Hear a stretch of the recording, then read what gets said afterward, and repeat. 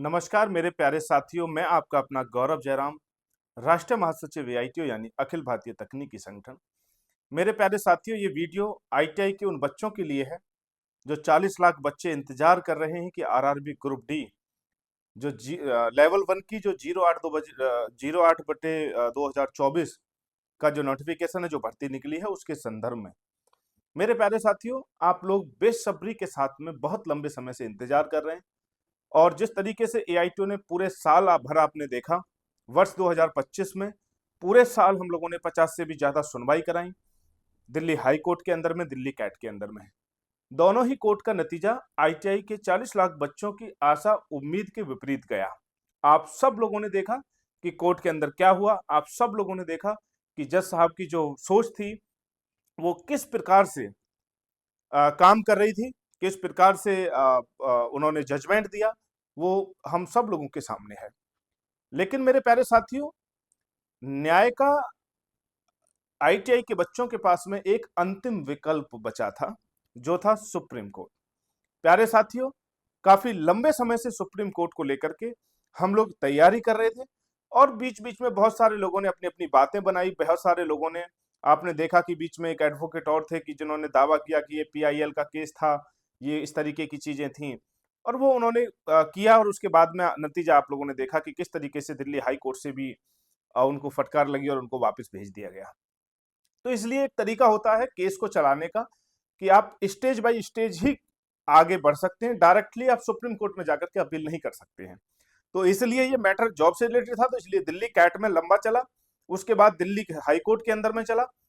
अब हम supreme court में जाने के लिए रास्ता हमारा साफ हो गया था।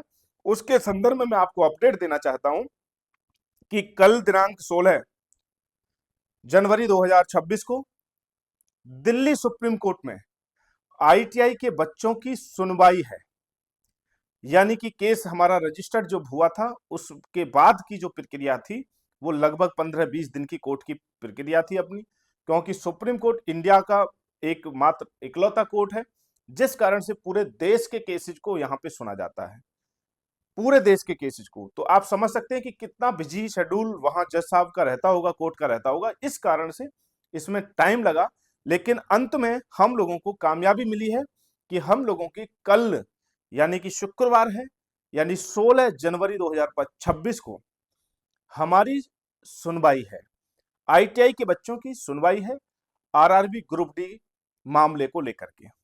मेरे प्यारे साथियों, हम लोगों ने बहुत अच्छी तैयारी की है, हमारे वकील साहब ने बहुत मेहनत किया, एआईटीओ की टीम ने तमाम मेहनत करके जो जो एविडेंस, जो जो डॉक्यूमेंट्स हम लोग कलेक्ट कर सकते थे, वो सारे डॉक्यूमेंट्स हम लोगों ने कलेक्ट किए हैं।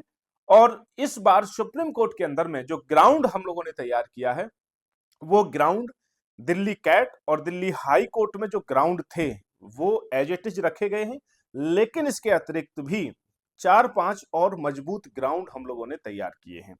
जैसे आईटीआई की जब स्थापना हुई, आईटीआई को करने के पीछे सोच क्या थी, इस पॉलिसी को लाने के पीछे सोच क्या थी, आखिर आईटीआई के कोर्स की आवश्यकता क्यों पड़ी, वो सारे के सारे उस समय के नोटिफिकेशन, सारे जियो कानूनी प्रावधान जो थे, सबको निकाला गया, सबको स्टडी किया गया और उनको रेफरेंस में रखा गया है केस के अंदर में कि इलेक्ट्रीशियन की पोस्ट जब आपने आईटीआई में डिक्लेयर की तो इसके पीछे आपकी मानसिकता क्या थी।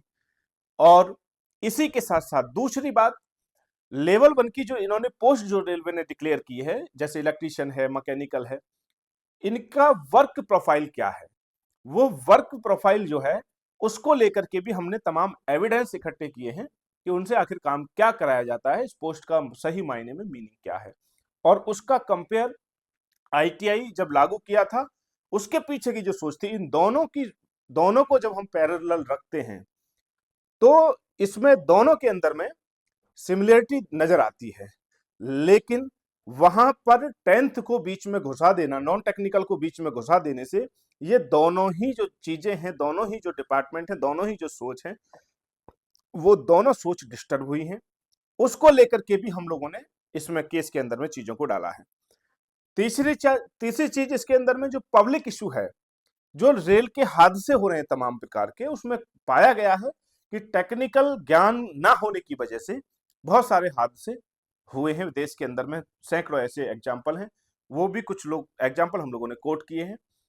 तो ये मैं आपको बताना चाहता हूं कि जो पहले हमारा एक पॉइंट फेमस था, जिसके बारे में आप सब जानते हैं कि तेज प्रकाश पाठक बनाम राजस्थान सरकार का जो ऑर्डर था सुप्रीम कोर्ट की 5 जजेस का, और उन्होंने कहा कि एक बार भर्ती शुरू हो गई तो उसमें बदलाव नहीं हो सकता है।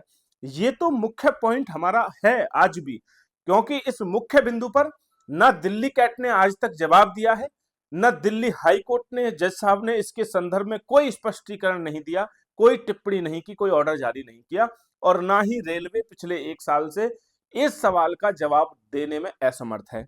तो हमारी लड़ाई मजबूती की तरफ बढ़ रही है। हम लोग बहुत अच्छे से अपने ग्राउंड को तैयार करके, लोग कुछ भी कहें वीडियो बना करके कि वकील के पास स्किल्ड नहीं है, तरीका ठीक नहीं है, वो लोग केवल क्योंकि फ्री का आज की डेट में वाईफाई मिलता है, फ्री का नेट मिलता है, 400 रुपए का रिचार्ज करा के कोई भी बक देता है वीडियो बना करके कुछ भी, उन सब बातों से हमको फर्क नहीं पड़ता है।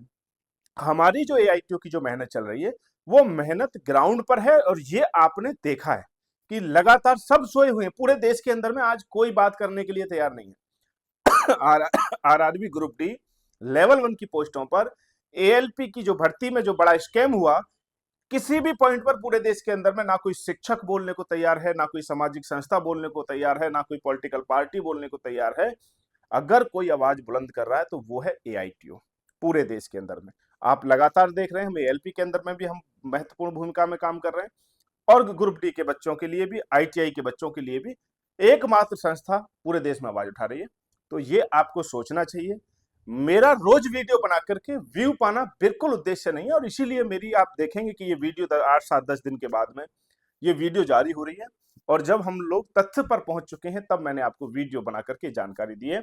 कल का हम सब लोगों को इंतजार रहेगा, और मैं सुप्रीम कोर्ट की अपडेट आपको, सारी अपडेट मैं आपको देता रहूंगा। कल मैं लाइव भी आपको दूंगा, कल दिल्ली सुप्रीम कोर्ट में क्या हुआ पूरी घटना के बारे में गौरव जयराम एआईटीयू कि इसी ऑफिशियल चैनल से आपको अपडेट मिलेगी। आप भ्रमित ना हो, आप परेशान ना हो। आपके संघर्ष को, जब आप एआईटीयू परिवार के हिस्सा हैं, आईटीआई के बच्चे, तो ये स्वतः ही लड़ाई एआईटीयू की बन जाती है, क्योंकि एआईटीयू कोई अडॉप्टेड संस्था नहीं है। एआईटीयू कोई ऐसी संस्था नहीं है कि जिसका काम केवल केस लड़ना है या किसी को हायर किया गया हो, ऐसी संस्था नहीं है।